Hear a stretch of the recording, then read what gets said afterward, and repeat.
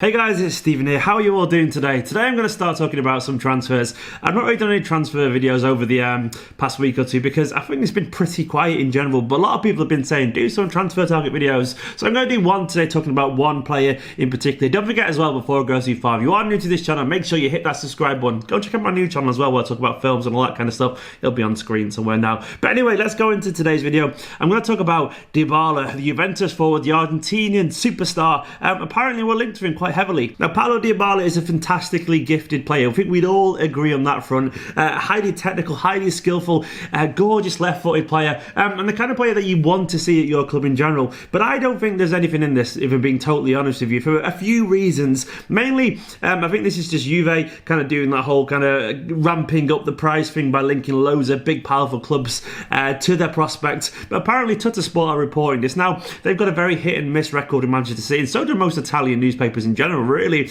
Now, apparently we've been told, like City of Aston, we've been told that they won't accept anything less than £90 million for Dybala. It's probably actually worth that, if we're being honest, given the current market rate. But I don't think there's anything in this. Now, that's not to say I don't want there to be anything in this. He's only 25 now. He's scored like 75 in 160 games and loads of assists. He's gifted. He's mercurial. He's the kind of player that Pep would love to work with. But I don't see it happening for mainly because it's not our focus at the moment. I think this is a team that's desperately in need of left back. I think we all know that. And I think the intentions are to go into the summer and buy a left back. And it's also a team that probably needs to spend big as well on a couple of midfielders. Given that Fernandinho and David Silva are both getting older, I hate saying that, it makes me really scared thinking about the future without them. Given that they're both getting on a little bit, I wouldn't be surprised if we went for not just one midfielder, maybe two at some point.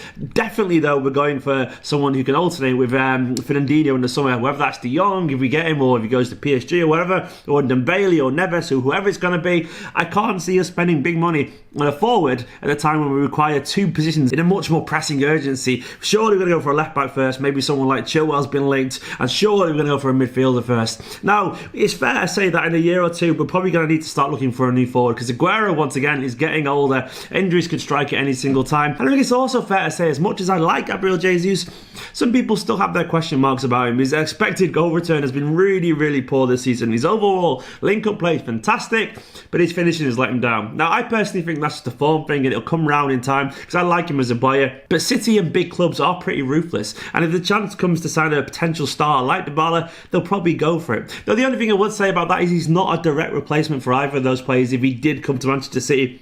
He's more of a kind of inside forward, or more of a number 10. And that kind of does get a little bit complicated when you start to think where he'd fit in Manchester City. He's not out and out winging the way that Sterling or Sane would be. And he's not really striking the way that Aguero and Gabriel Jesus would be either. And he kind of isn't really one of those kind of free eights that we play. So he's kind of in a position where I'm sure he'd be very useful, but he's not quite here or there. If anything, he's probably going to play in the way that Mahrez would play if he would be on the right cutting in. But still, that to me kind of causes some problems where I don't think it's actually reliable. Now, I do think we would be interested if the price was fair, but to me, there's too many things that don't seem to make sense for this to be a potential thing.